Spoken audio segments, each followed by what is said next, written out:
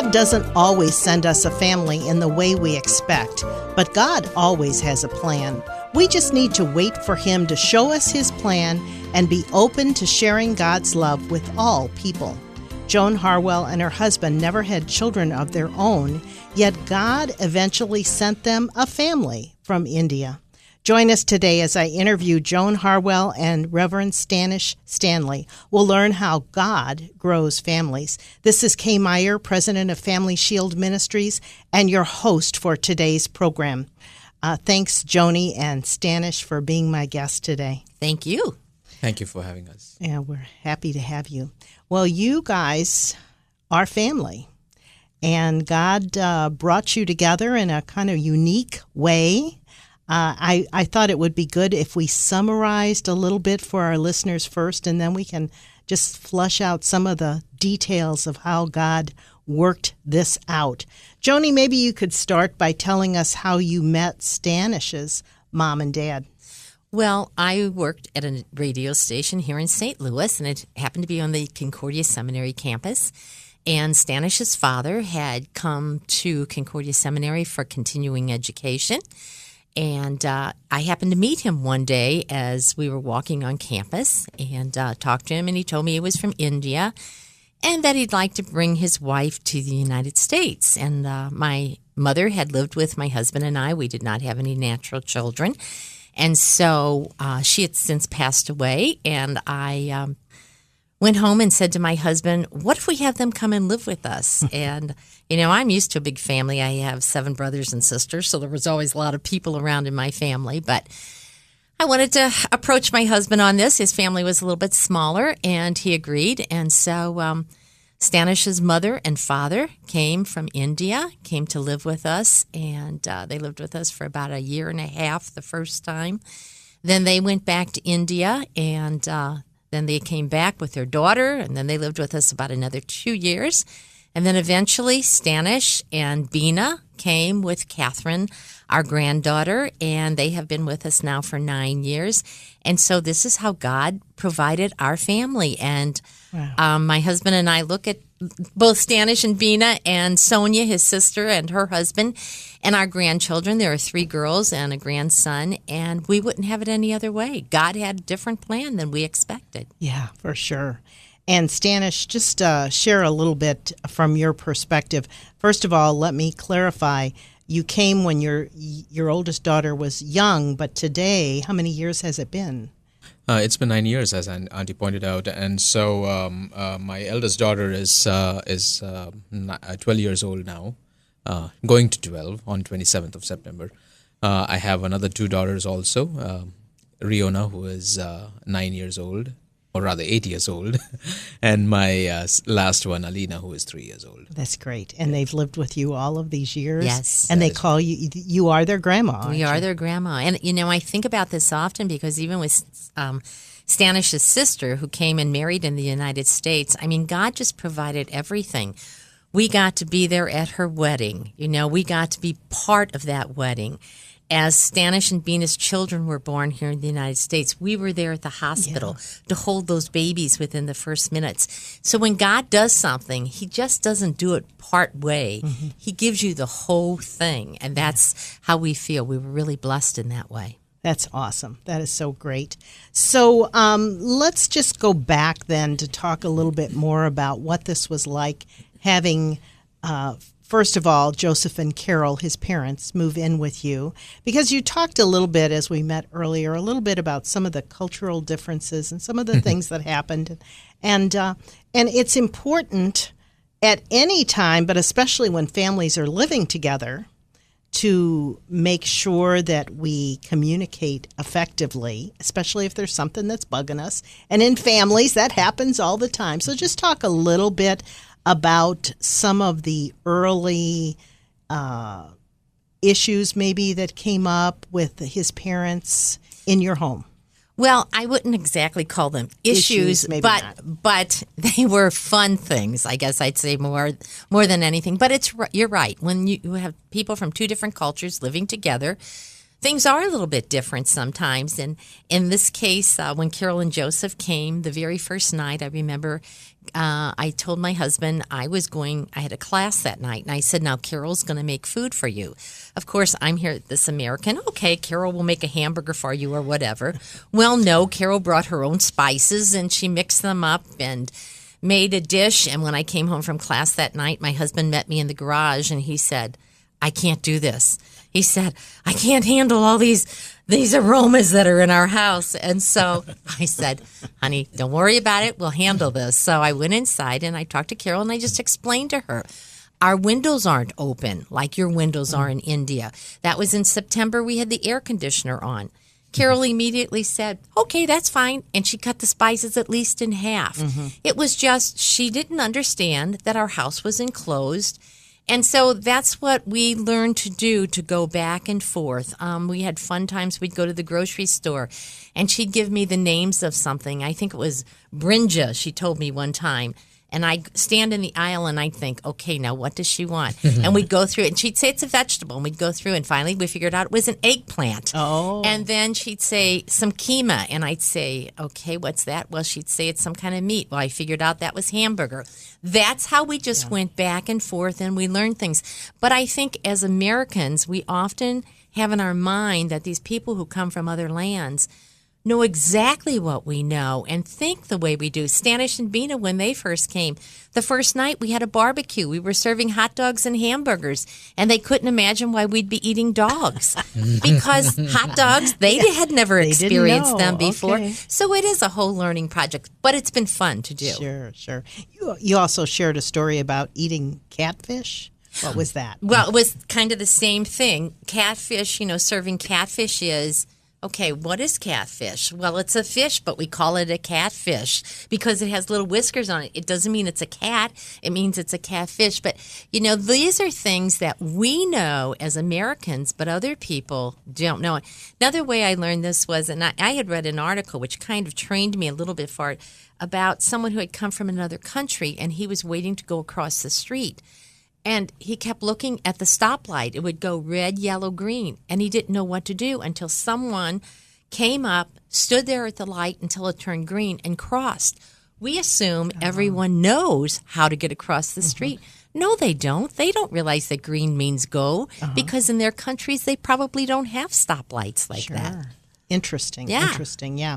So, Stanish, eventually you and your family came to the United States, and that was to study at Concordia Seminary. Is that correct? That is right. Yes. I am a pastor from India, so I was asked by my church president, for instance, to go to the proper Lutheran seminary because we kind of grew up in the Lutheran church. We are part of the LCMS mission to India and all that. So he wanted me to study in an authentic Lutheran seminary in the right place, and that's how I ended up coming to Concordia Seminary. Yeah. And your parents were missionaries too? Yes, my father was a Lutheran pastor in Mumbai, so it is far away from the place where the LCMS mission was in the southern part of India. And that's where I grew up, in Mumbai on the western side of India. Yeah. So tell our listeners a little bit about coming from India to the United States for you. Was it culture shock? Did you, of course, you found a wonderful home and family, but still, was it difficult to do that? There are a lot of differences, definitely, with American culture compared to Indian culture. And I kind of grew up in the big city of 22 million people, so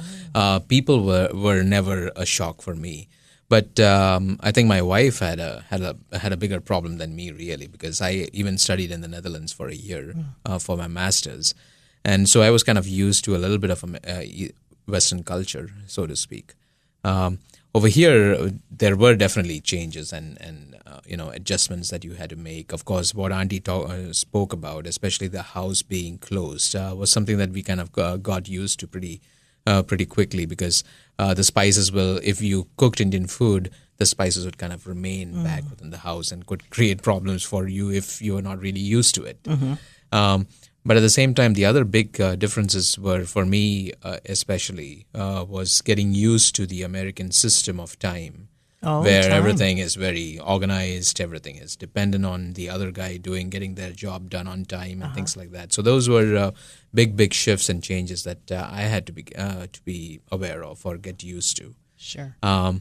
But my wife probably had bigger problems, like the hot dog issue or whatever, or the catfish fish issue were definitely concerns that probably she was not quite used to back home in India. And so those were minor changes. But over there, the big thing is to have somebody over here in the U.S. who could kind of get you connections and also get over these issues, or kind of mentor you through these issues. Sure. And that's where I think Uncle and Auntie, Joe Uncle as well as Joni Auntie, whom my kids call Grandpa and Grandma, they were so helpful in that.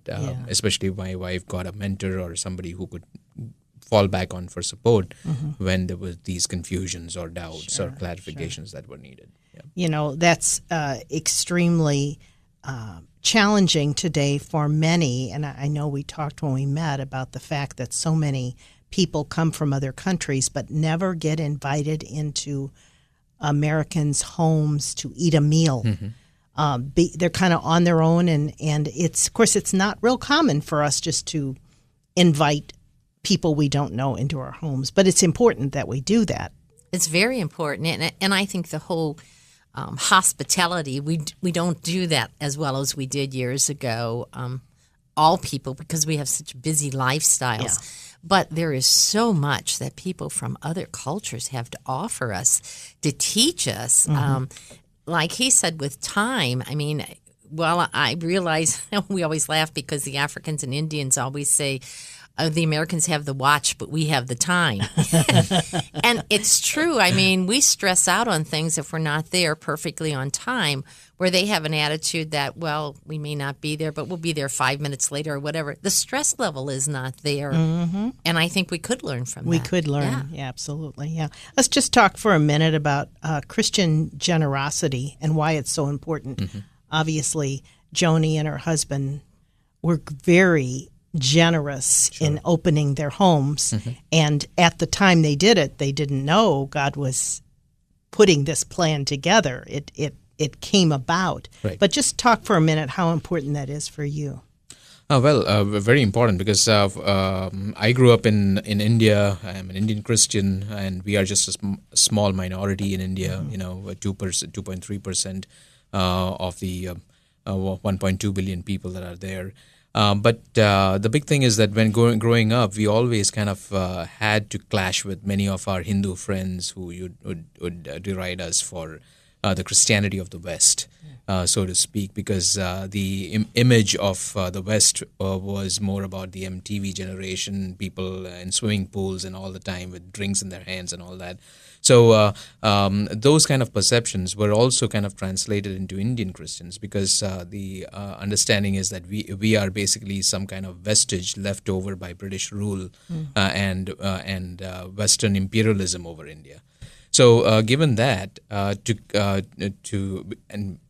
and with all those perceptions that we contested heavily when we were growing up, coming to this place, we were struck, at least people like us are struck by the generosity of Americans, mainly because the opening up of a home is not something that Indians would do in their own houses too.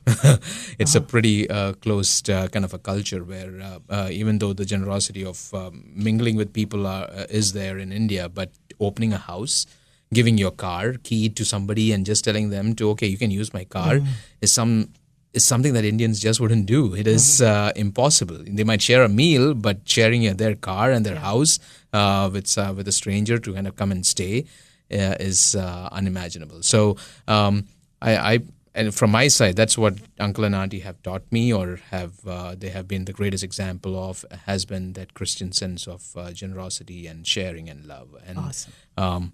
That is their testimony for that. That is awesome. Yeah. We'll talk more about that. I just want to make a few announcements. Today, Family Shield is giving away the booklet, Your Place in God's Plan.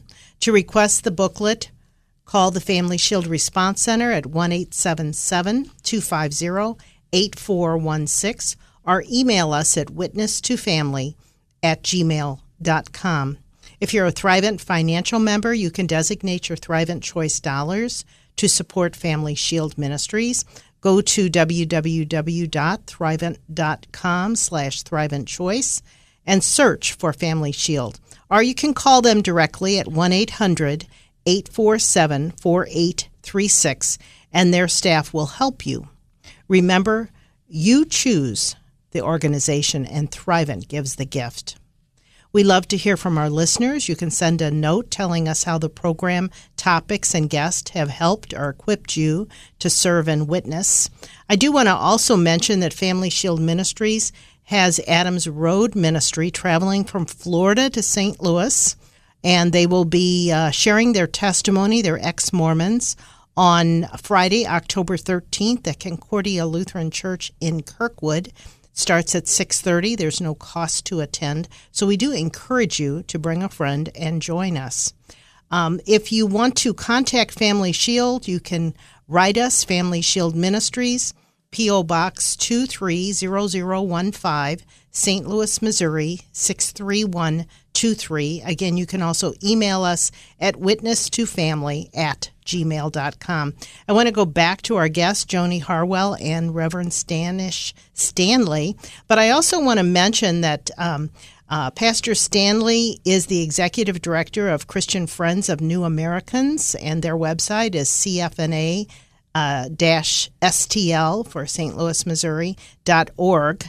And you have an event coming up through Christian Friends of New Americans soon, too. Tell us about that.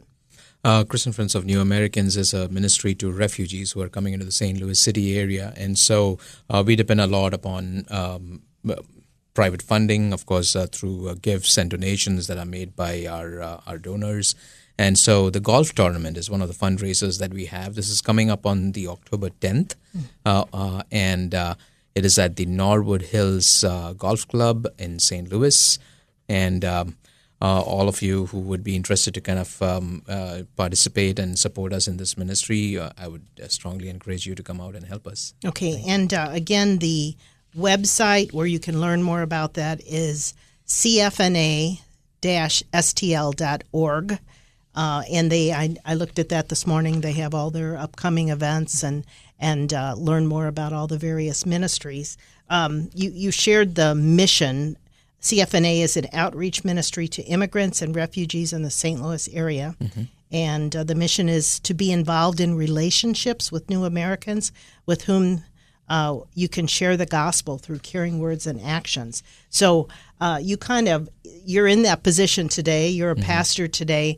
But Joni kind of was the contact for you and her husband that helped you, even though you already knew Christ. But I would assume a lot of the people you work with through CFNA are not Christians. Definitely not.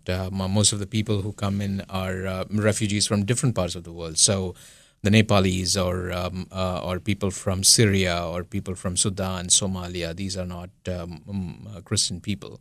But by God's grace and the work of CFNA and also the partnerships of various Lutheran churches, or for that matter, even other Christian denominations and believers, we have been able to kind of serve our new neighbors coming in. And at least in the past 7-8 years, we've had somewhere around 150 baptisms and confirmations from these people. Yeah. So that's God bringing these people to our places and serving through God's people, and that's how they come to know Christ. Great. And Joni, I just wanted to ask you to reflect on Christian generosity and why it's so important and why we love and care. He talked about you being such an example, but why do you do that? Well, definitely it's because of the love that Christ has for us. I mean, if he was willing to die for us, to give up everything for us, and anything, Joe and I strongly feel anything that we have is not ours. God has given it to us, and he hasn't given it to us to keep. He's given it us to share. Mm-hmm. I always think of the person with the talents, and I realize that has to do with sharing the gospel message, but also with whatever you have. I just believe that that's what you do. You share what you have, and my mother taught us that. I mean, my mother took care of 8 children, and she had a very limited education, and my father died, but my mother always said God will provide. And she really instilled that in us so that whatever we saw, God literally provide for us day by day, but we also know in our family that that's what we're here to do. And whatever you see in us, it's God doing it. It certainly isn't us, because we're sinners just like everyone else, but it is because of Christ's love. That's why we want to share that love with others. Yeah. Talk just a few more minutes, Joni, about what this meant to you to find God had given you a family that you didn't really know. You just opened your home. You didn't know this was going to happen. I'm sure it happened quickly, but talk about your grandchildren and what that means to you. Well, I think I shared this story with you.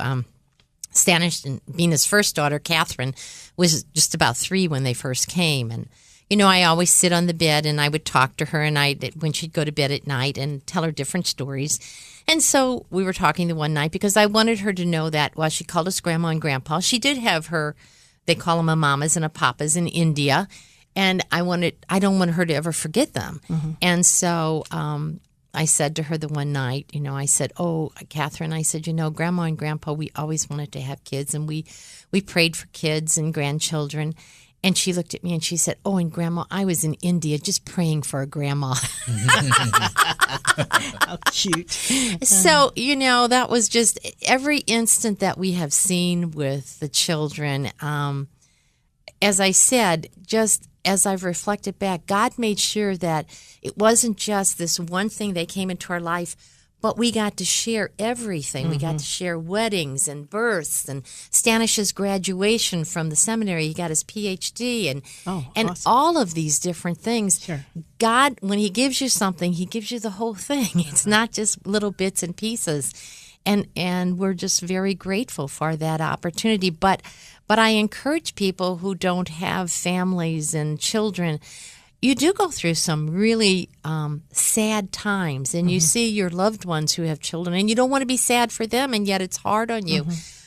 But God has a better plan, and I think of that story that we've all been told of the rug, that when finally the rug's completed, we get to see the beauty of it. Yeah. But until it's done, we're only seeing the stitches being made. But God has plans that we can't even think of, and so I always like to say God sent us our family in a most unusual way, but we are so blessed to have them. Yeah, absolutely. And that is so true. But if you hadn't been sharing generosity, opening your home, meeting his dad for the first time and going home and saying, "I think they need to move in with us." Right. That's extraordinary. Yeah. It really is. Well, and I think even, there's stories before that I could tell of the way that God was preparing us now as I look back that I wasn't thinking at the time. But I guess you're right. I think sometimes God just put words in your mouth and He does. They just come out and you follow through and you do those things. Now, that's not to say everything's always perfect, but you just see that this is the way God handles it. And I encourage other people to consider thinking about having people from other countries, at least bring them into your home. Let them have a dinner in your home. Absolutely. Meet them so that you get to know them and they get to know you, because most of us have the same dreams and desires no matter where we are in the world. And we could talk just a minute about cross-cultural boundaries with the gospel, because the gospel always goes across the boundaries, but sometimes we have to be able to communicate it to people that may not speak or understand it exactly like us. Do you find that, Stanish, with CFNA and others? Oh, that yes, you work with? very much so, yeah. But in fact, my history is, as I said, is the LCMS mission coming to my place. My people probably were animists who were called as or categorized as Hindus. And for LCMS missionaries who are American, Western, 19th, 20th century thinking, coming down to my place, just imagine what the gaps must have been, what they must have gone through. And so, the effect is there to be seen, because the gospel did permeate or enter into the culture. It did change my people. And so I stand as a testimony of that cross-cultural encounter between the LCMS Christian American mission and heathen or Hindu India, But over here, I also have to point out that one of the big things about cross-cultural encounter, especially for within America, is the fact that there are all these different people coming from different nations into America. And what they are going to see is definitely the greatness of America lies in its technology, innovation, entrepreneurship, everything. But also, it also lies in people. And that's where Joe Uncle and Joni Auntie stand as testimony to that American generosity and people, because they teach you how, as a Christian, how you are called to share the gospel and also share the love of Christ. And so that is what makes America great. That's the greatness of America, at least for people like me who come and see this place and have lived over here. It's people like Joe Uncle and Joni Auntie and many other volunteers, Christian volunteers from the Lutheran Church and even beyond, who go out of their way to spend their 2 hours or 3 hours at CFNA, for instance, serving New Americans, refugees, learn English or do driving ESL or whatever. And so that's the beauty of America. It is strong because of its people. That's it. And that's because a great, of its Christian message that's underlies a great everything. Yeah. comment. About a minute left, Joni. Some just quick thoughts that you have.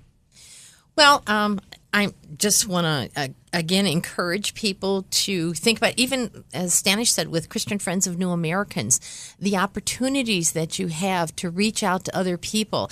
And it doesn't have to be someone from another country, even your own neighbor, just showing them that you love and care about them, because sometimes your actions, in my opinion, speak volumes, and letting them know how much Christ cares about them. With CFNA, I'm just amazed at how many people come over and volunteer with this organization, give of their time, and it is that reason. And I know it makes people ask, why do they do that? And then that door is open to share that Christ. Beautiful message. Yes. Right. Very good.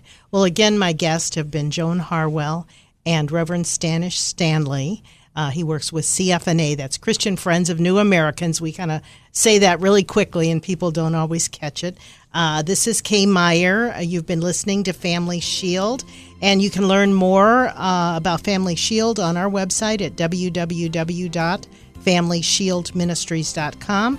You can call and get the book, Your Place in God's Plan, 1-877-250-8416, or you can email us. Again, this is Kay Meyer, and we're so thankful that you've been listening. We hope you'll tune in again next time. You've been listening to Family Shield, a production of Family Shield Ministries. Its mission is to educate and equip people through the power of the gospel to know Christ, grow in His Word, and to strengthen individuals and their families. To learn how you can obtain resources or support the ministry, go to www.familyshieldministries.com or write Family Shield Ministries, P.O. Box 230015, St. Louis, Missouri 63123. And tune in again next week for Family Shield.